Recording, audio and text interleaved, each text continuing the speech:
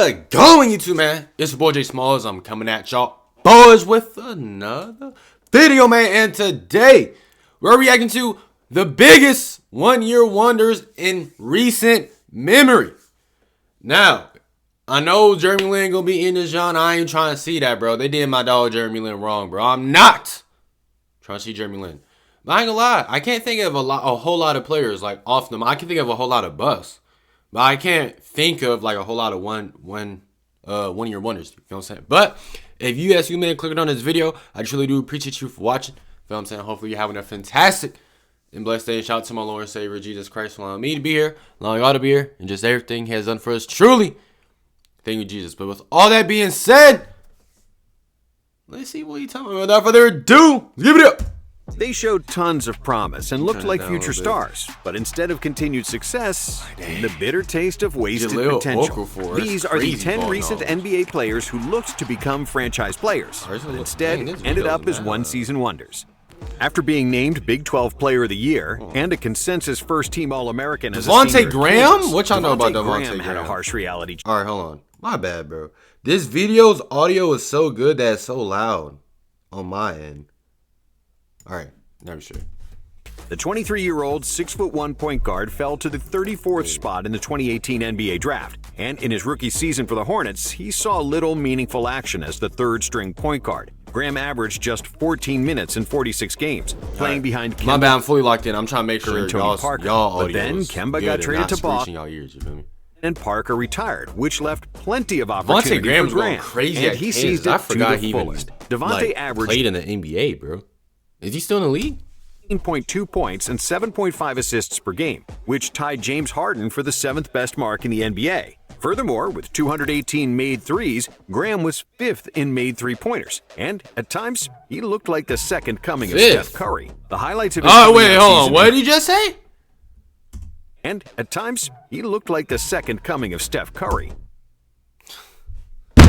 Here we go again. Bro, just cause I understand since Curry's the best shooter ever. You know what I'm saying? The greatest shooter ever, all of that. I understand that. But just cause somebody can shoot super good, I don't care. Stop immediately saying they're the next, or they could have been, or whatever, Steph Curry, bro. Until they do it on a consistent basis and they be pulling like how Curry does and shooting what he shoots and hit what he hits for at least 5 years straight. Now, you could build up over the years and start like, okay, maybe, but I'm tired of hearing that, bro. Curry's on a whole nother level, and this is no glaze. I'm just being honest. Just because somebody can shoot the rock, I know Curry's the best, so obviously that's who they're going to compare him to. But stop saying people could be the next coming to Steph Curry. Just let, calm down. If they become that, then all right. If they doing it for years consecutive, like straight, and they really like hitting crazy shots like Curry, all right, I understand it. Till then, relax, buddy. Highlights of his coming out season included a 40-point, 7 threes performance, a win over the Nets, and a huge game winner against the Knicks. I remember the world expected Graham to continue to improve and become a perennial 20-point scorer, and maybe even surpass Kemba Walker, who made 3 All-Star teams as a Hornet. But it never happened. Y'all know about Kemba Walker, bro. Y'all ain't trying to pause this video for too long, but what y'all know about that prime Kemba Walker, though? Y'all ain't know nothing about that. Decreased across the board in 2021. I hope you should. And when Charlotte traded him to New Orleans, his output vanished. Slowly but surely, Graham's efficiency, scoring, assists, and rebounds dropped year after year. And he's currently not even on an NBA roster, which is astonishing for a player who just 5 years ago was top 10 in assists and made threes. But Devontae Graham isn't the only point guard who shined in 2020 and is now out of the NBA. Wait, what did you say?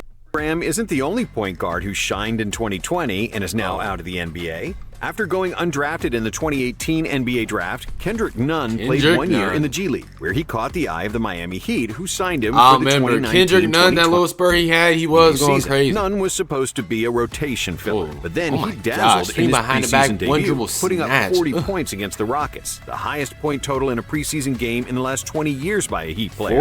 Out of the blue, Nunn had burst onto the scene, starting every game for Miami in the regular season, with the averages of 15.3 points but look, and 3.3. Kendrick Nunn, you know what I'm saying? I ain't trying to take none away from him. He was going crazy. But it seems like, bro, the Heat at least in recent, now this shit account, but that don't even matter. In recent memory, the Heat always got somebody random going crazy. They had Max Strus. Max Strus is still solid now. But I'm saying they had Max Strus value out the roof. Gabe Vincent. Notice to Gabe Vincent. He was going crazy. I'm thinking, yo, the Heat cheating, bro. Caleb Martin was going crazy, but Gabe Vincent, he fleeced the Lakers. He got a pretty smooth contract, am I right? And you don't be doing too much. I know y'all Lakers fans know. I'm just saying. Caleb Martin, my brother got the bag, and let's just say, from my knowledge, I could be wrong. Caleb Martin not really, you know what I'm saying? He ain't really hooping like that for the bag that he secured. And I think some other players are missing, but that's besides the point. What's up with the Heat making just normal role players or just role players on the Heat just start absolutely going crazy? And then whenever they leave, it's just they're all right.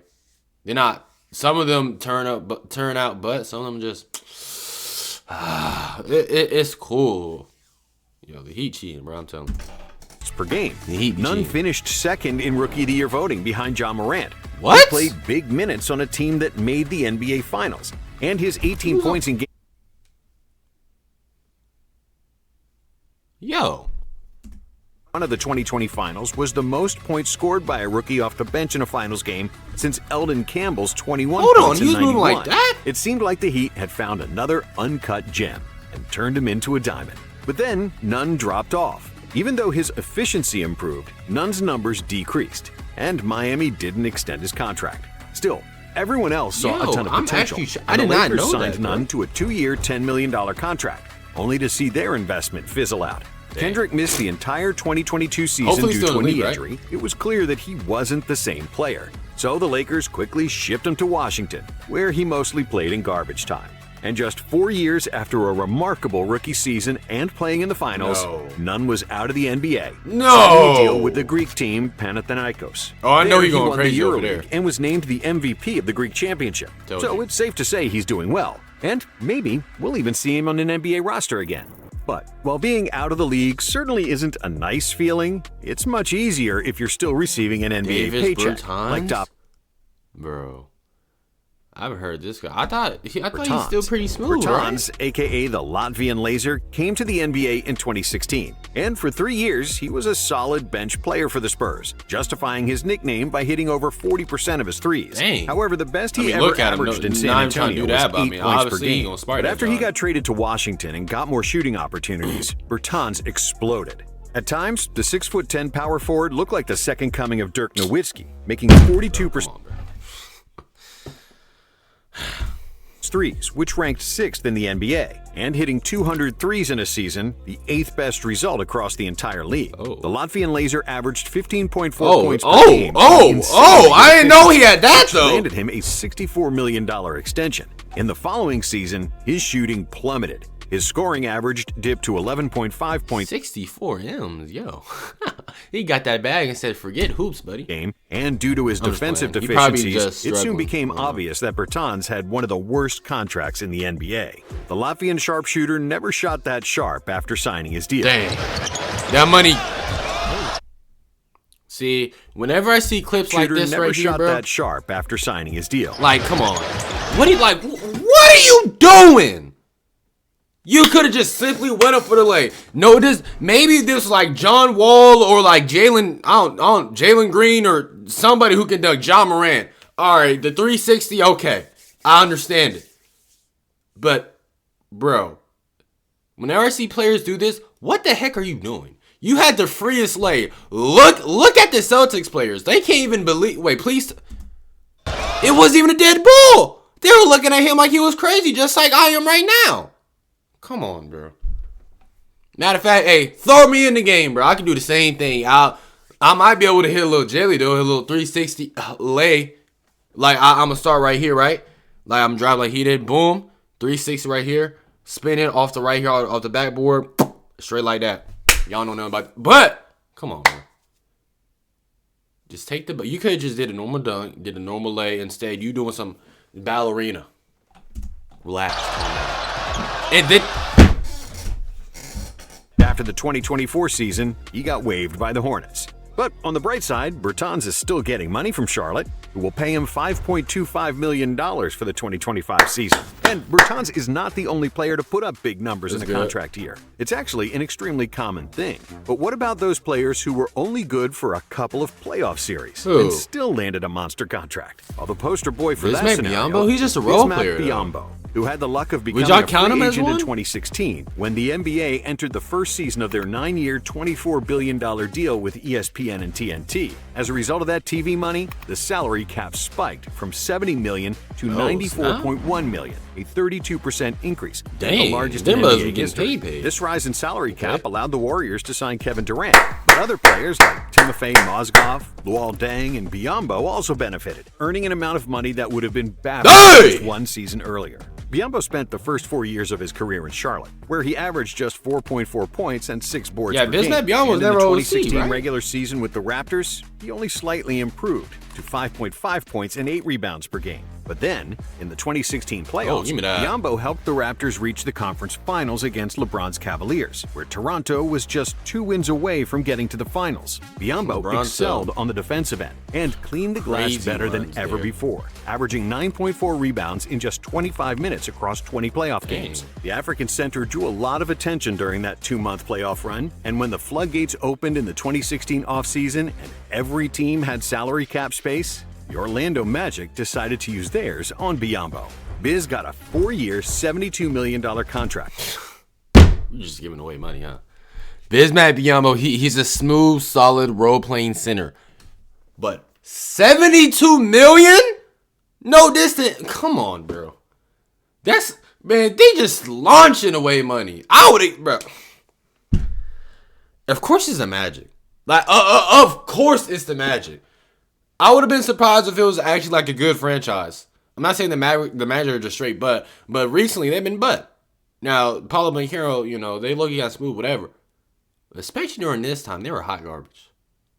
What were y'all thinking here? Like, which is insane for somebody who averaged just 5 points per game. You're paying 74. The only dude that deserves that is either Tony Allen or something, or Dennis Rodman that averaged 5 points. Other than that, ain't nobody should be getting no contract like that. Biyombo never reached the same heights as he did during the 2016 playoffs, averaging just 5.4 points and 5.4 rebounds for the rest of his career. But unlike Biyombo, who was really just a high-energy guy and never developed much skill, this next player was supposed to be a generational player. And the next great NBA superstar, Jabari Parker, was the... Bro, I ain't gonna lie.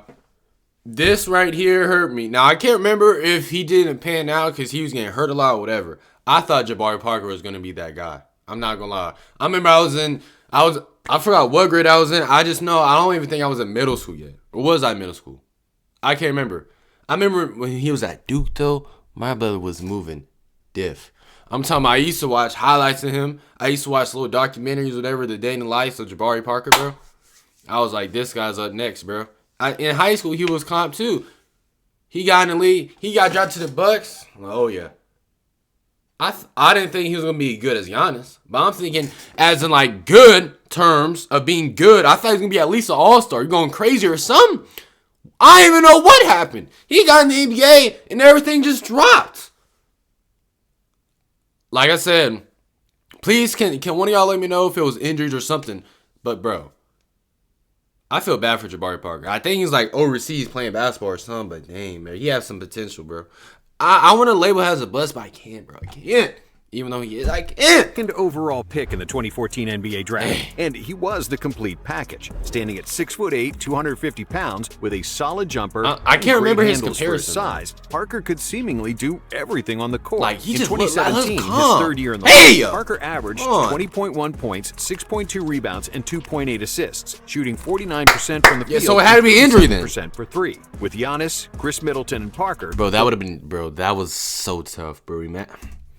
Were flying, and it seemed like they had their big three for the next decade. But then Parker's knee crumbled. Parker first tore his ACL in 2014. So that is what it was. And just 2 years later, the same ACL gave out again. And Jabari was never the same player after that. The size and skill were there, but his agility and explosiveness were gone. And over the next 5 years, Parker appeared in just 158 games. averaging 12.5 points. Not Not even that terrible bad. by any means, but far He's not below even his that previous bad, success. though. Jabari was eventually forced to continue his career overseas, where he signed a contract with Barcelona. A similar fate struck this next player, who got drafted Eric by the best Pascal. team in the NBA, I mean, or at least so he yeah, thought. he In did have a little 2020, stint, I after ain't gonna 5 lie. years of making the NBA Finals and winning 3 championships, the Golden State Warriors became the worst team in the NBA. KD was gone, Klay was out for the season due to injury, and so was Steph, who broke his hand in Dark the 4th game times, of the man. season. All the Warriors had left was an uninspired Draymond Green and a bunch of young guys, with 7 rookies, including Jordan Poole. But from all those young guns, there was We need one Jordan guy Poole who back, showed bro. more promise than anybody. I'm tired of he this, looks bro. like a future Hey, cornerstone of the Warriors franchise. It was I thought Eric Pascal was going to six- fit in some, but he did explain why. he physical doesn't work. power forward, and a And Curry 2018 wasn't playing around NCAA the time, so champion it with kinda makes Villanova. sense. Selected 41st overall in the 2019 draft, Pascal settled into the NBA even better than anyone expected, averaging 14 points, 4.6 rebounds, and 2.1 assists per game, while shooting 50% Bro. from the field. Pascal finished What happened to 6th in Jordan the Rookie of the Bell? Year voting and made the All-Rookie first team. Yo, bro, Jordan Bell was pretty solid. I ain't gonna lie. What happened to him? Everyone expected him to only improve in the following season. But with the return of Curry, Pascal regressed, averaging 9 points per game in 2021. Yeah, when you got after Curry on the which floor, he got bro, traded them to scoring Utah. opportunities are With the going Jazz, the young power forward never found his footing, and after just one season, he was out of the NBA and is now playing in Europe. But Dang, while there are many yellows. players who made their name over one Alright, season hey, and then hey, faded hey, away, hey. nobody did it more spectacularly than Jeremy Lin. Hey, I don't wanna hear Despite none. dominating at Harvard, I don't wanna where hear he none. averaged 17 points Oh, and he went 5 to assists. Harvard? I mean, not surprised, but Excellent dang. shooting splits. Lin was stereotyped, and nobody wanted to take a chance on a skinny Asian point guard. Lin eventually Put signed on with for the the Warriors Asians, as an man. If y'all don't know, undrafted- I am Korean. Shout out to Jeremy Lin. I don't know what he is, But though. still, Shout out he Jeremy got Lin, barely any playing time and was soon cut. And the same story repeated with the Houston Rockets. His NBA dream was on shaky legs, and Lin was sleeping on his friend's couch in New York while playing on a minimum contract. I don't care what nobody says. If Carmelo Anthony did not come back and ruin the LINSANITY run, Jeremy Lin was a top 3 point guard in the NBA. You can argue with your moms. I'm standing on that. My bro, I remember when he was going on this crazy run, I'm legit thinking he just don't miss. He was hitting game winners. He was getting straight buckets. He could not be guarding. I remember I used to be seeing memes talking about how he's Asian. He's using Asian calculations and all this math to put the ball in the hoop, which it could have been true. I don't know. Just Jeremy Lin as a whole, bro. I just like Jeremy Lin all around, bro. Pause. Hold on. That's not pause. But if Carmelo didn't come back and ruin this man, bro, and who do you know is turning Kobe Bryant down to win the game? Kobe said, "Give me the rock." He said, "No." I forgot if he waved him off or he shook his head or didn't even look at him. I think he took that John double team. I just know he hit it. I know it was covered though. I can't remember if it was single or if he was getting doubled. Game. Nobody doing that. Nobody is waving off Kobe Bryant. This is that guy right here, bro. Y'all lucky Carmelo ruined this man. Otherwise, he top 5 point guard. I'm not saying all the time, but he would have been top 5 point guard for at least 2 years, man. I'm sorry. I'm standing on that. He was top 3. Matter of fact, he might have been the best guard in the league. But then, Straight it like that, happened. bro. In 2012, like the that. Knicks were plagued by injuries gains, bro. and I'm were being dead serious. especially thin at the point guard spot. Out of desperation, coach Mike D'Antoni gave Lin a chance on February 4th against the Nets. Dang, It I was the used to use first him in time in his 2K too. career I that remember, Lin I- had played over 30 minutes in a game, and just the 4th time he played over 20. But Lin seized the opportunity to the fullest, erupting for 25 Lane points toward- and 7 assists. In the next game, he had 28 and 8, and the game after that, 23 and 10. Tough. Then came a game against Kobe and the Lakers, where Lin scored 38 points. Friday. After which, he became the biggest sports story in America. On Friday. February 14th, with less than a second remaining in the game, This Lin is made a game winner that came game-winning up in my head when I three-pointer in say he be hitting game winner. Just as one of them, the exact extinct play right here. Knicks' 90-87 win over Toronto. That look, just pull it. Why not? Over Jose Calderon. Why not? You don't see. LINSANITY was born. Just 2 weeks after he was sleeping on a friend's couch and feared getting cut from the NBA, Jeremy became one of the most popular athletes on the planet. For the season, Lin averaged 14.6 points per game, 6.2 Man, assists, forget and that, 1.6 bro. steals, Carmelo which messed it up, unfortunately would remain his career highs in all three categories. Even though Lin had a solid career, averaging 11.6 points and 4.3 assists across 9 seasons, he never recaptured the magic from the LINSANITY era, in what was arguably the biggest one-season wonder of all time. And for this next player, the biggest reason why he was only a one-season wonder was his age. If Jaleel Okafor had been born 10 years earlier, he could have been one of the best players in the NBA. If he had been born 20 years earlier, he could have been a Hall of Famer. See, Okafor was an old-school center with phenomenal footwork. Hey, what y'all know about Jaleel Okafor and then Duke days, bro, with Justice Winslow and all them boys? Y'all know nothing about that. Y'all don't got that ball down like me. You don't know nothing about that, baby. Huge hands and a soft touch around the basket. Jaleel was a master of scoring in the post with his back to the basket, which made him the 3rd pick in the 2015 NBA draft. In 2016, his rookie season, Okafor averaged 17.5 points and 7 rebounds per game. But unfortunately for him, the revolution of the three-pointer had already started, and he couldn't keep up. Pace and space wasn't Okafor's game. And even this is what I just don't understand about players in the NBA now. I don't get it. Like, first of all, I know we're talking about Jaleel Okafor, Ben Simmons. If you cannot shoot, how hard you have all the opportunity to get in the gym and learn how to shoot a basketball, bro. What is the problem with you learning how to shoot? Like, I just don't get it. If you can only drive, why would you not want to be able to shoot? That's gonna make your life easier, bro. That's gonna give you more success in the NBA. You're going to have longer careers. You're going to have a bigger bag. All of that. I'm not saying it's all about the money, but still, all of that. Or you get bounced out the league because you don't want to learn how to shoot the rock. I'm not saying Ben Simmons bounced out the league, but you see what I'm saying? It don't make no sense, bro. I genuinely don't understand. If I was in the NBA, I'm pretty sure all of us and most of us, and I could not shoot to save my life, I'm getting in the lab with lethal shooter immediately. Chris Brickley, all them trainers, and I'm staying in the gym working on my jump shot all off season. All off season, vacation. I'm working on my jumper. I genuinely don't understand what the problem is. Now you got to play overseas, or now your basketball career is done because you don't want to learn how to shoot. You in the NBA, bro. Playing basketball. Learn how to shoot the rock. I could make quick moves in tight spaces. I genuinely don't couldn't get it, guard anybody, especially when he played against bigs that could shoot and drug him out of the paint. Based on his polished post moves and the lack of a defensive 3-second rule, Okafor would have been a great player in the 90s and early 2000s when teams used to dump the ball in the post on every possession, and you didn't have to switch and run after Steph Curry's of the world on defense. But he was born too late, and after he averaged 11.5 points as a sophomore, Okafor never reached double figures in scoring for the rest of his career. He bounced around the league, usually playing garbage time minutes, before he was forced to move from the NBA and continue his career in China. And almost 4 years since his last NBA game, completely out of the blue, Okafor returned to the NBA. He signed a 10-day contract with the Pacers, and it was great to see him on the court again, but also bittersweet, since Okafor really could have had a much better career. And an almost identical scenario happened I guess he didn't stay on. Michael Carter Williams. Oh, I forgot all about him.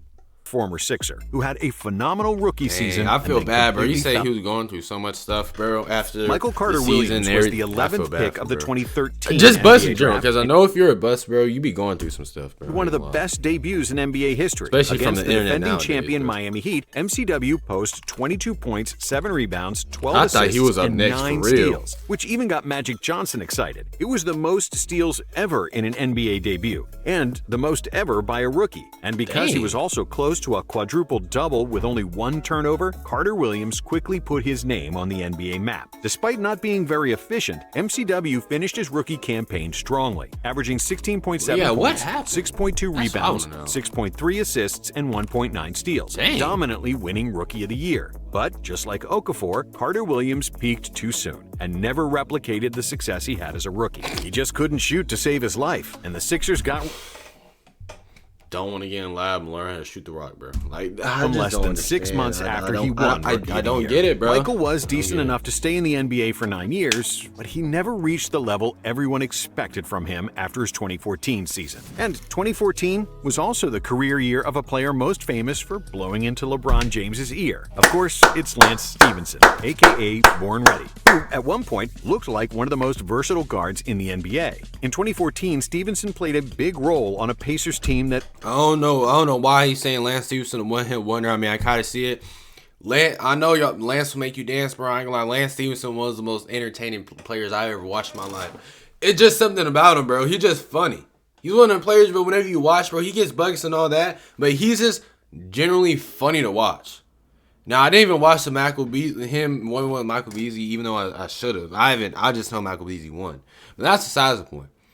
Bro, whenever I think of the Pacers and the Heat, obviously you think of LeBron, Paul George. I immediately think of Lance Stevenson, bro. Not even only because he blew in LeBron's ear.